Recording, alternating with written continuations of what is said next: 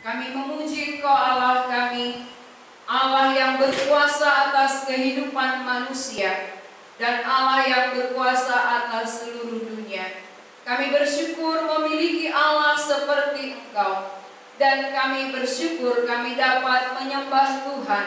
Tuhan memperlayakkan kami. Siapakah kami sebenarnya? Kami hanya dari debu tanah, tetapi Engkau memperlayakkan kami untuk memuji-Mu, memuliakan dan meninggikan nama-Mu. Kami berterima kasih punya hak yang khusus yang Tuhan berikan bagi kami. Kami memakai hak kami dan kami mau mendengarkan suara Tuhan. Kami mempersiapkan diri kami, isilah kami ya Tuhan dengan kebenaran-Mu. Pakailah firman-Mu untuk membuka pikiran dan hati kami, supaya pikiran kami tunduk kepada kebenaran-Mu. Bukan akal kami lebih tinggi daripada firman. Kami mau ya Tuhan supaya firman-Mu menguasai seluruh akal pikiran kami, tunduk kepada Tuhan. Kami rindu supaya melalui firman-Mu, hati kami menerima kebenaran, dan kami boleh mendapatkan keselamatan yang Tuhan sudah persiapkan. Karena keselamatan itulah yang membuat kehidupan kami di tengah-tengah dunia ini boleh punya pengharapan, dan dengan pengharapan itulah kami menjalaninya dengan sukacita. Kami siap mendengarkan suara Tuhan. Dalam nama Tuhan Yesus kami berdoa. Amin. Jemaat dipersilakan duduk kembali. Mari kita membaca firman Tuhan yang tertulis dalam Lukas pasal 18 ayat 18 sampai 27. Kita akan baca dalam bentuk responsoria. Lukas pasal 18 ayat 18 mulai sampai 27.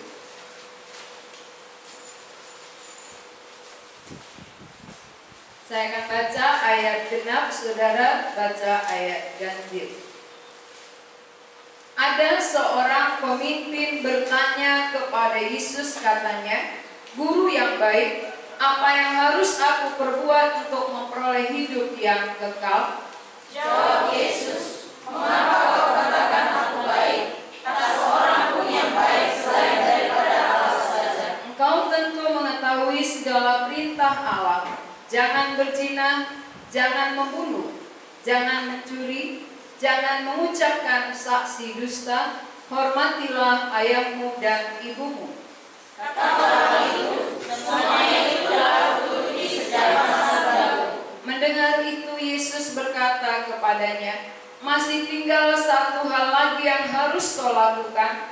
Jualah segala yang kau miliki dan bagi-bagikanlah itu kepada orang-orang miskin. Maka engkau akan beroleh harta di sorga. Kemudian datanglah kemari dan ikutlah aku."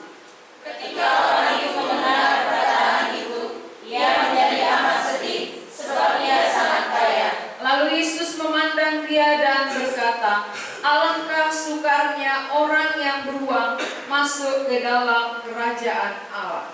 Sebab lebih mudah seekor unta masuk melalui lubang jarum daripada seorang kaya masuk ke dalam kerajaan Allah. Dan mereka yang mendengar itu berkata, "Jika demikian, siapakah yang dapat diselamatkan?" Kata Yesus, "Apa yang tidak mungkin bagi manusia, mungkin bagi Allah." Tema khotbah kita hari ini, mengapa orang baik belum selamat? Mengapa orang baik belum selamat? Kalau saya pernah jadi guru sekolah minggu, saya pernah mengajarkan hal ini, mengajarkan hal yang salah. Saya katakan anak baik masuk surga, anak jahat masuk neraka. Itu sebelum saya bertobat. Jadi pengajaran saya dulu pengajarannya membawa anak-anak juga salah karena saya juga masih salah. Jadi bagaimana supaya kita mengerti kebenaran? Tentu sesuai dengan firman Tuhan. Maka hari ini kita akan membahas mengapa orang baik belum selamat. Karena kita pikir, oh si anu itu sudah ke surga. Setiap kali kita melihat orang mati, orang meninggal, lalu dia berlaku baik, kita langsung katakan, oh dia sudah masuk surga. Tapi kali ini kita akan selidiki, kita akan pelajari mengapa orang baik belum selamat. Karena kebaikan manusia di hadapan Allah sama seperti kain kotor. Kebaikan kesalehan manusia di hadapan Allah sama dengan kain elap. Berarti kalau kain kotor di hadapan Allah tidak mungkin layak masuk surga. Ya. Jadi kita melihat di dalam ayat yang kita baca hari ini ada seorang yang sangat baik. Mungkin dia jauh lebih baik dari kita. Kebaikannya kita lihat dia orang yang tekun melakukan hukum Taurat. Tetapi dari dalam dirinya sendiri, dari hatinya sendiri, dia belum yakin bahwa dia selamat. Jadi nanti saudara-saudara yang mendengar firman ini mungkin ada pemikiran selama ini saya kan sudah baik, berarti saya kan sudah selamat. Ini jauh lebih baik. Orang kaya ini mungkin jauh lebih baik dari saudara, tapi dia sendiri belum meyakini bahwa dia diselamatkan. Dari mana kita tahu dia belum yakin? Karena dia masih menjumpai Tuhan Yesus dan bertanya kepadanya tentang hal itu. Itu dari ayat 18. Dia bertanya kepada Yesus, pertanyaannya tentang hidup kekal. Mari kita perhatikan bagian B. Apa yang harus aku perbuat untuk memperoleh hidup yang kekal? Dia sudah baik, saudara. Dia sudah melakukan hukum Taurat, tapi dia masih bertanya kepada Tuhan. Dia katakan, apa yang harus kau perbuat untuk memperoleh hidup kekal? Jadi banyak orang berpikir begitu. Ini sudah kulakukan, ini sudah kubuat, apalagi? Kenapa aku belum selamat padahal sudah banyak kukerjakan? Orang kaya juga datang kepada Yesus dengan pertanyaan yang sama. Apalagi yang harus aku perbuat, Guru? Jadi mengapa dia belum selamat, saudara? Pertama, pengenalannya akan siapa Yesus itu belum jelas. Jadi pengenalan kita akan siapa Yesus itu sangat mempengaruhi. Kalau itu belum jelas, tidak mungkin kita diselamatkan. Jadi bagi orang kaya ini, Yesus itu hanya sebatas guru. Maka dia bertanya, apa yang harus kuperbuat? Guru yang baik. Jadi pengenalannya adalah Yesus adalah guru. Saya mau bertanya kepada saudara, apa beda guru dengan Allah? Kalau guru itu, dia biasanya pekerjaannya adalah mengajar. Guru biasanya mengajar. Berarti kalau guru mengajar, apa yang diajarkan? Tentang jalan keselamatan. Siapa yang bisa menyelamatkan, itu guru. Bukan dia penyelamat, tapi dia pengajar. Sekarang orang kaya menganggap Yesus ini hanya sebagai pengajar. Maka Tuhan Yesus menjawabnya dengan ayat 19. Kita perhatikan, ini penting. Jawab Yesus, mengapa kau katakan aku baik? Tak seorang pun yang baik selain daripada Allah saja. Ini maksudnya apa? Supaya membawa pemikiran anak muda yang kaya ini. Dia bawa, kalau engkau katakan aku baik, tak ada yang baik selain Allah. Apakah engkau kenal bahwa akulah Allah itu? Karena kan yang baik di dunia. Roma pasal 3 ayat 10, nanti saudara-saudara baca. Tak ada seorang pun yang baik, ya, selain Allah saja. Berarti kalau kau katakan aku baik, apakah engkau tahu, apakah engkau kenal memang akulah Allah? Itu yang dimaksud oleh Tuhan Yesus dalam ayat 19 itu.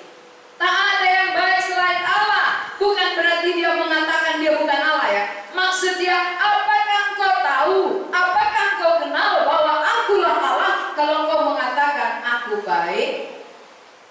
Jadi bisa saja ucapan dengan pengenalan gak bersatu.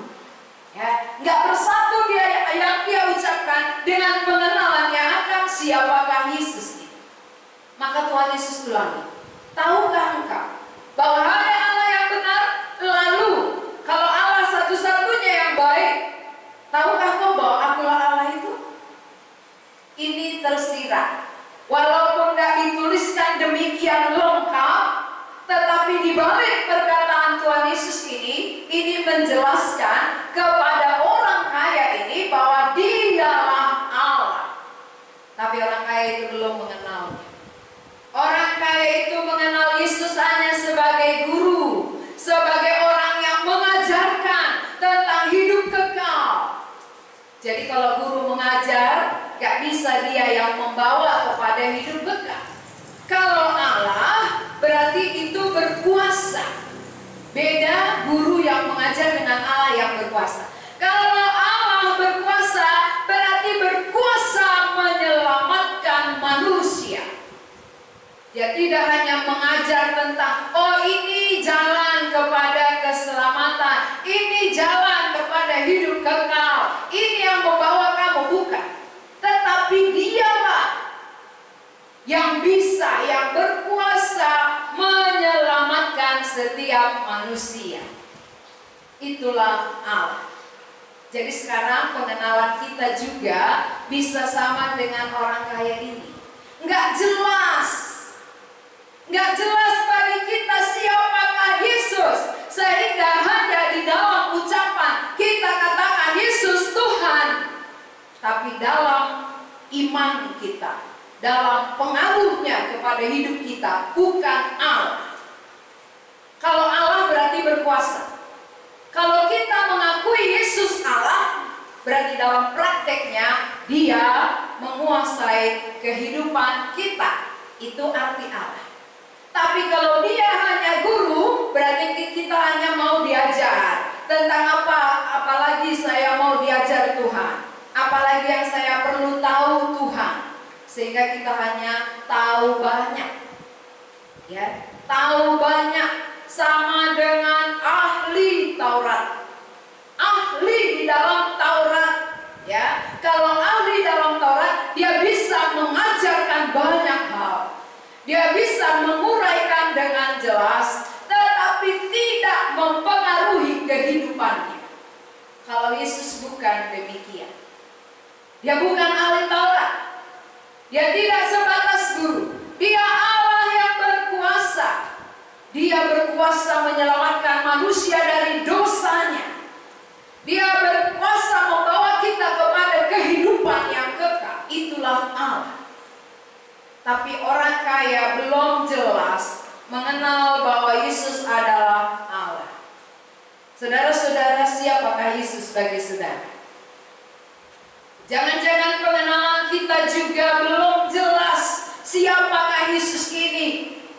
Masih sebatas kita tahu, ya, pengetahuan kita banyak karena kita hanya mau diajar oleh Dia, bukan diselamatkan. Saudara-saudara yang dikasihi Tuhan, Tuhan Yesus datang dari surga. Dia tidak hanya mengajar banyak hal tentang kerajaan surga, tetapi dia mau memberikan kerajaan itu bagi kita. Dia memperkenalkan kerajaan Allah, lalu dia yang berhak, berkuasa memberikannya kepada manusia. Itulah artinya Allah. Allah itu punya kuasa di sorga dan di bumi. Sudahkah demikian pandangan kita? Sudahkah seperti itu pengenalan kita? Kalau belum sampai kepada kita Allah itu berkuasa di sorga dan di bumi, itu yang membuat kita belum mendapat hidup kekal. Itu yang pertama, mengapa orang kaya ini belum diselamatkan. Yang kedua, konsep yang salah. Mengapa orang kaya belum salah tentang hidup kekal. Konsepnya tentang hidup kekal bahwa dia bisa mendapatkannya dengan perbuatannya. Maka itu yang dia tanya kepada Tuhan Yesus. Apa yang harus aku perbuat supaya aku memperoleh hidup kekal? Berarti hidup kekal itu konsepnya adalah lewat perbuatannya. Apa yang harus ku perbuat? Karena itu konsepnya membuat dia tekun sekali melakukan hukum Taurat sejak masa mudanya. Ini dari ayat 21. Kata orang itu, semuanya telah kuturuti sejak masa mudaku. Berarti sekarang mungkin dia sudah tua. Sejak masa mudanya dia sudah taati hukum Taurat. Dia hormat pada orang tuanya. Ini kan sering sekali diajarkan kepada kita. Hormatilah orang tuamu. Padi palimahon, ya. Dia sudah kerjakan, sudah. Padi palimahon, hukum yang kelima, dia sudah taati. Tapi dia belum yakin mendapat hidup kekal. Bukan hanya itu, dia tidak berzina, dia tidak membunuh, dia tidak melakukan yang tidak benar, dia tidak mencuri. Banyak hukum Taurat sudah dilakukan oleh orang kaya, tapi dari dalam hatinya dia belum yakin dia selamat. Bagaimana dengan saudara? Mana lebih banyak yang saudara lakukan daripada orang kaya ini? Kalau orang kaya ini semuanya, semua sudah kuturuti sejak masa mudaku, tapi belum yakin dapat hidup kekal. Mengapa? Karena konsep yang salah. Konsep dia kira dengan usahanya, dengan perbuatannya, dengan melakukan hukum Tauratnya, dia bisa mendapat hidup kekal. Ternyata tidak, saudara. Jadi kita sebagai orang Kristen jangan kena tipu. Disinilah kesempatan bisa bertobat.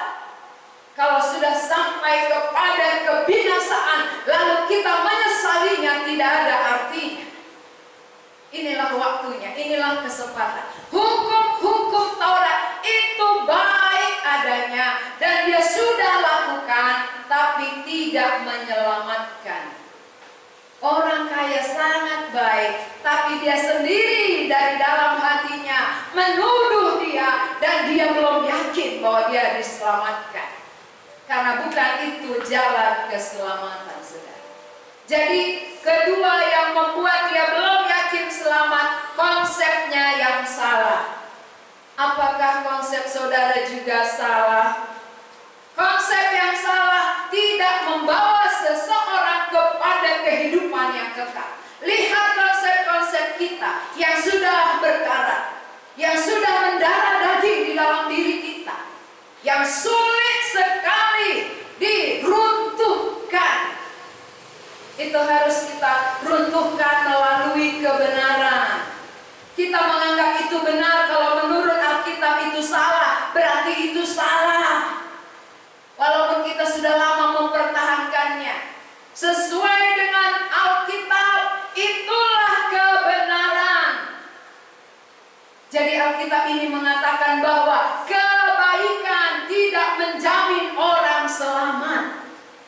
Karena orang kaya ini sudah sangat baik, dia sudah melakukan hukum Taurat, tapi dia belum diselamatkan.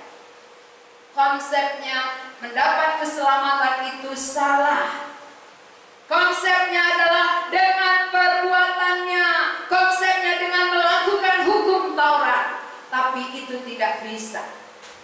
Yang ketiga, poin ketiga yang membuat dia tidak diselamatkan, lebih melekat hatinya kepada harta duniawi daripada Yesus sendiri. Maka Tuhan Yesus katakan dalam ayat 22 itu, masih tinggal satu hal lagi yang harus kau lakukan. Jualah segala yang kau miliki dan bagi-bagikanlah itu kepada orang-orang miskin. maka engkau akan beroleh harta di surga. Kemudian datanglah kemari dan ikutlah aku. Dia katakan seperti ini karena dia tahu di mana hati orang kaya itu melekat. Hatinya melekat kepada hartanya, sehingga sulit bagi dia mengikut Tuhan. Tuhan nomor satu. Karena selama ini sudah harta nomor satu bagi dia. Harta dunia menjadi nomor satu, sudah menjadi Tuhannya. Tuhan Yesus tahu akan hal itu. Tuhan Yesus melihat itu. Maka Tuhan kasihan kepada dia. Lalu Tuhan katakan, jual itu. Maksudnya apa? Apa yang melekat di hatimu, lepaskan. Aku yang harus melekat dalam hatimu, saudara. Jadi siapa saat ini bukan orang kaya secara materi, tetapi ada hal-hal tertentu, apakah pacarnya melekat di dalam hatinya, harus dilepaskan. Harus Tuhan nomor satu. Jangan anggap ada yang lain nomor satu di dalam hidup kita. Kalau ada yang lain nomor satu, tidak berkenan bagi Tuhan. Harus Tuhan nomor satu. Barulah kita namanya mengenal Dialah Allah yang berkuasa. Berarti saya izinkan Dia berkuasa di dalam hidup saya. Kalau saudara masih melekat kepada yang lain selain Tuhan, itu membuat saudara belum mendapat hidup kekal. Karena Tuhan belum nomor satu posisi. Jelas-jelas ya, kalau seorang pria mau melamar wanita, lalu wanita itu punya pacar 5. Ketika dia melamar, tentu dia bilang, putuskan pacarmu yang 4 itu, baru kita bisa berumah tangga. Kalau dia menganggap yang melamar ini nomor satu di dalam hatinya, dengan ringan dia akan lepaskan yang 4 lagi. Tapi kalau yang lain itu masih nomor satu, maka dia tidak akan mau mengikuti apa yang disuruh oleh seorang pria ini. Ini gambarannya, saudara. Siapa yang nomor satu dalam hidup kita? Siapa yang terbesar bagi kita? Kemana hati kita melekat saat ini? Kalau ada hal-hal lain yang membuat hati kita terpikat, ya, maka kita tidak mendapat kehidupan kekal. Karena kehidupan kekal itu hanya ada di dalam Tuhan. Di luar Dia tidak ada. Maka siapa yang mau menerima Tuhan harus menerimanya sebagai yang utama, yang pertama, yang nomor satu. Bukan nomor 2 atau nomor 10. Yang lain nomor 1. Itu membuat Tuhan tidak mau. Dia harus dinomor satukan dalam kehidupan kita. Nah, ketika orang kaya ini mendengar perkataan Tuhan Yesus itu, apakah dia rela melepas hartanya? Itu ayat 23, kita baca bersama. 2, 3, ya. Ketika orang itu mendengar perkataan itu, ia menjadi amat sedih, sebab ia sangat kaya. Mengapa pulang dengan sedih? Dia datang kepada Yesus bertanya tentang hidup kekal. Lalu Yesus menjawab. Ketika ada jawabannya, dia pulang dengan sedih. Karena tidak ada kerelaan di dalam dirinya melepas apa yang selama ini melekat. Jadi selama ada di dalam hati kita melekat yang lain, walaupun saudara rindu, saudara katakan, aku rindu kepada Tuhan, aku rindu mendapat hidup kekal, tetapi yang lain yang melekat. Tuhan tahu, Tuhan melihat semua itu. Maka Tuhan tidak menjumpai saudara. Tuhan tidak bisa dibohongi. Kalau seorang pria bisa dibohongi, seorang pria kata bisa dibilang cewek tadi, oh ya sudah bang, sudah kuputuskan semua, tapi masih ada talinya, bisa dibohongi. Tapi kalau Tuhan tidak bisa. Siapapun kita tidak bisa membohongi Tuhan, karena Dia Allah yang berkuasa, Allah yang melihat sampai ke dalam lubuk hati yang terdalam. Sehingga kalau kita katakan Tuhan, Engkau nomor satu dalam Ya benar, kau masih bohong. Benar sekali, kau masih bohong. Buktinya apa? Kau bilang aku nomor satu, tapi tidak terlihat. Kalau memang Tuhan nomor satu, pasti nyata dalam hidup kita. Terlihat. Kenapa seorang cewek, seorang cowok sangat mati-matian terhadap seorang cewek? Karena itulah satu-satunya yang termahal bagi dia. Bukan Tuhan. Maka mati-matian untuk cewek dia mau. Tapi mati-matian untuk Tuhan dia tidak mau. Kenapa? Karena cewek di dalam hatinya. Dia mau mati untuk ceweknya. Padahal Tuhan yang mau mati untuk dia. Terbalik sudah. Tuhan yang mau mati untuk dia, dia tidak sambut. Tetapi ceweknya yang hanya dari debu tanah. Kembali ke tanah.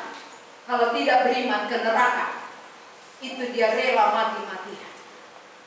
Maka saudara-saudara, jangan katakan Tuhan nomor satu kalau masih yang lain yang melekat di dalam hati kita. Mengikut Tuhan, harus Tuhan nomor satu. Tidak bisa dia sampingan. Jadi 3 poin mengapa orang baik ini tidak diselamatkan. Mengapa orang kaya yang baik ini belum diselamatkan oleh Tuhan. Karena pengenalannya akan Tuhan Yesus masih sama. Pengenalannya hanya sebatas guru yang mengajar banyak hal. Kalau yang guru mengajarkan dia mau diajar ya, banyak tahu nggak apa-apa. Tapi kalau Allah harus berkuasa di dalam dirinya, dia belum mau. Karena dia yang masih mau berkuasa. Ya, dia yang mau berkuasa atas dirinya, atas hidupnya. Sehingga Tuhan katakan, ketika Tuhan katakan lepaskan, jual, ikut aku. Jadi kunci menyelamatkan itu adalah bukan dari manusia, bukan konsep manusia, tapi dari Allah. Itu bisa kita bandingkan nanti dari Efesus 2 ayat 8 sampai 9. Mari kita baca Efesus pasal 2 ayat 8 dan 9. Saya akan bacakan. Sebab karena kasih karunia kamu diselamatkan oleh iman, itu bukan hasil usahamu, tetapi pemberian Allah.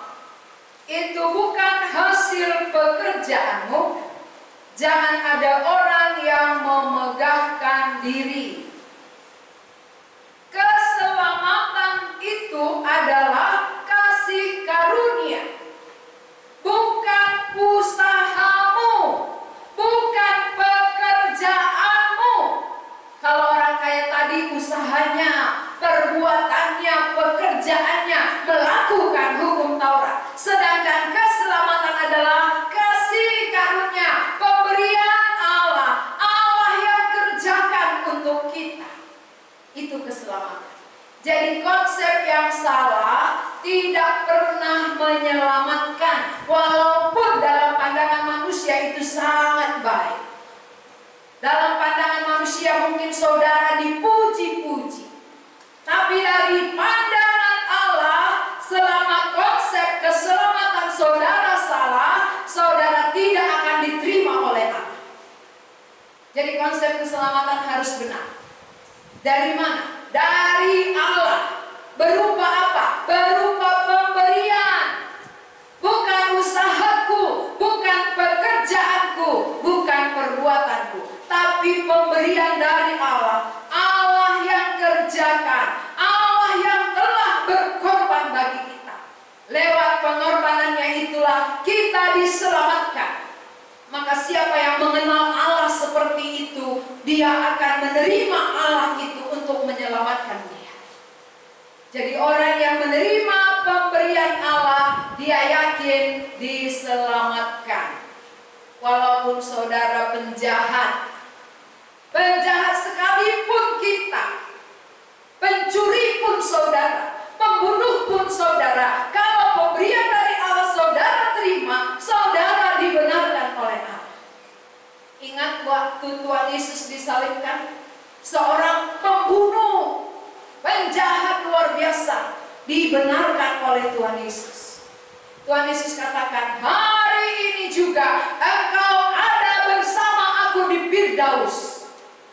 Jadi kebaikan saudara, kalau salah konsep, tidak pernah menyelamatkan. Karena konsep yang benar adalah dikaruniakan, diberikan oleh Allah. Allah yang kerjakan untuk kita, bukan kita yang mengerjakan. Jadi selama saudara beranggapan bahwa itu hasil usaha saudara, hasil perbuatan saudara, tidak pernah diterima oleh Tuhan. Tapi apa yang Allah kerjakan, kita terima. Ini menjamin keselamatan jiwa kita. Jadi saudara-saudara yang dikasihi oleh Tuhan, mari kita berbalik konsep. Tanggalkan konsep yang salah, terima konsep yang benar yang dari Allah, bahwa bukan karena kebaikan kita diselamatkan, tapi hanya oleh karena kasih karunia. Bagaimana baiknya pun kita kalau tidak menerima pemberian Allah, tidak dibenarkan. Bagaimana jahatnya pun kita kalau menerima pemberian Allah, dibenarkan. Jadi jangan nanti salah konsepnya, akhirnya saudara yang berjuang mati-matian melakukan kebaikan-kebaikan, ternyata alamatnya neraka. Lalu yang di dunia ini tadinya saudara kenal dia penjahat, tapi dia menerima pemberian Allah, alamatnya di surga. Saudara heran. Jangan heran, itu pasti terjadi. Jadi alangkah baiknya kalau saudara menjadi orang yang baik-baik sekarang, itu tidak salah. Tapi terimalah pemberian Allah untuk menjamin keselamatan saudara. Bukan salah kita orang baik-baik, tapi tidak menjamin keselamatan kita. Ini harus digarisbawahi. Tidak salah jadi orang baik-baik, tapi yang menjamin diselamatkan adalah pemberian Allah. Itu kasih karunia Allah. Bukan perbuatan kita, bukan usaha kita, bukan kerja keras kita, tapi kerja keras Allah. Jangan abaikan itu. Kerja keras Allah yang sudah meninggalkan surga turun ke bumi. Dia mengalami penderitaan, lalu disalibkan. Lewat itulah jalan satu-satunya pengampunan dosa terjadi. Lewat pengorbanannya lah kita dijamin mendapat hidup kekal. Maka kepada orang kaya tadi Tuhan Yesus katakan, lepaskan yang mengikat hatimu, ikut aku, karena aku yang menjamin engkau diselamatkan. Itu artinya. Bukan karena dia bagikan hartanya dia selamat, tidak. Tapi karena mengikut Yesus, ada ikatan melekat di hatinya, membuat dia tidak rela mengikut Yesus. Maka Tuhan katakan, jual itu, lepaskan yang mengikat hatimu, ikutlah aku yang menjamin keselamatan bagi jiwa. Saudara yang dikasihi Tuhan, renungkanlah, evaluasilah diri kita masing-masing. Konsep apa yang sudah tertanam di dalam diri kita. Sejak kita kecil kita sudah menjadi Kristen. Konsep-konsep yang salah, yang sudah berakar, itu harus dicabut. Bagaimana cara mencabutnya? Masuk kepada firman Tuhan. Alkitab adalah kebenaran. Di luar itu bukan. Alkitab adalah kebenaran yang bisa menyatakan Allah dengan benar. Sehingga orang yang mengenal Allah dengan benar, dia akan dibenarkan. Kalau mengenal Allah yang salah, maka saudara tetap salah. Orang kaya ini mengenal Allah dengan salah, maka dia belum mendapat hidup kekal. Maka Tuhan Yesus katakan, tidak ada yang baik selain Allah. Berarti kalau Allah yang baik, Allah yang bisa membenarkan kita. Tak ada manusia yang baik di dunia ini. Semua telah berbuat dosa. Roma 3:23 nanti saudara baca di rumah. Tak ada yang baik, semua sudah berdosa. Berarti Allah yang baik, Allah yang benar yang bisa membenarkan kita. Jalan satu satu-satunya kebenaran adalah dari pihak Allah kepada kita, bukan dari kita kepada Allah. Kalau dari manusia kepada Allah, ini akan ditolak Allah. Dari Allah kepada manusia kita sambut, kita akan diterima oleh Allah.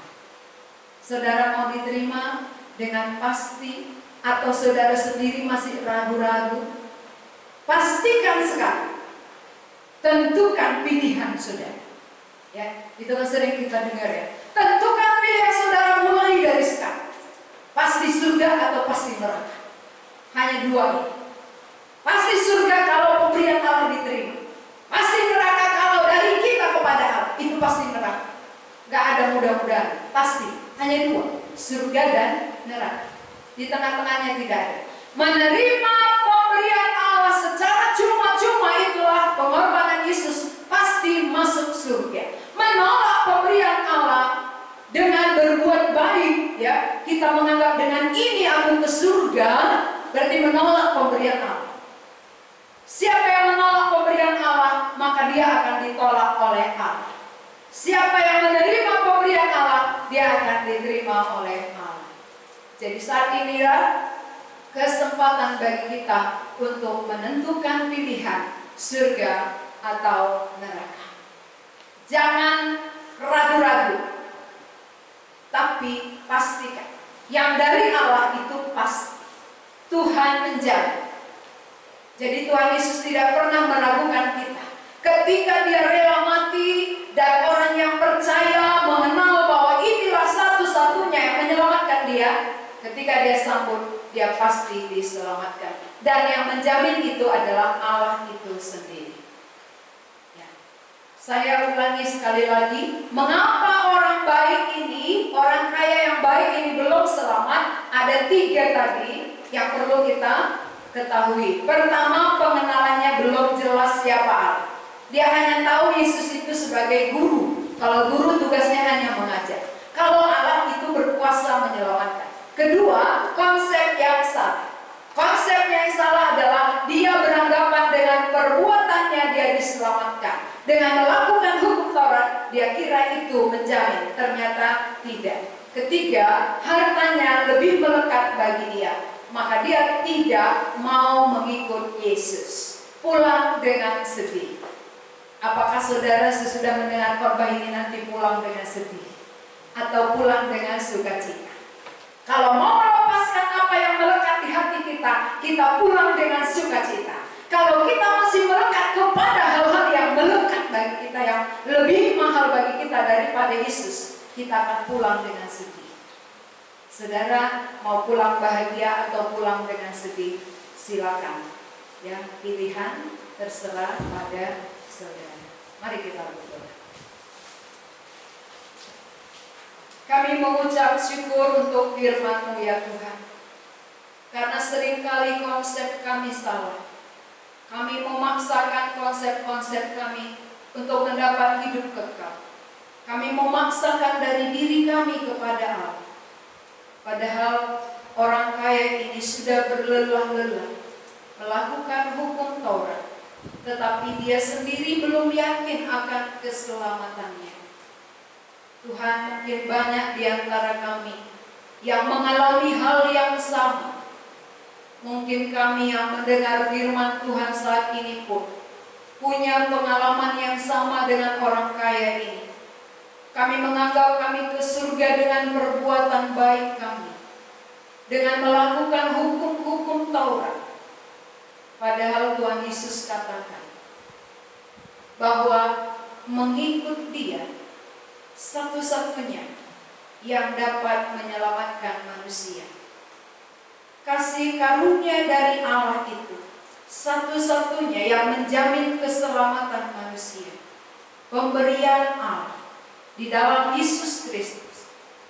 Siapa yang menerima pemberian-Mu pasti diselamatkan. Siapa yang menolak pemberian Tuhan akan ditolak oleh Tuhan.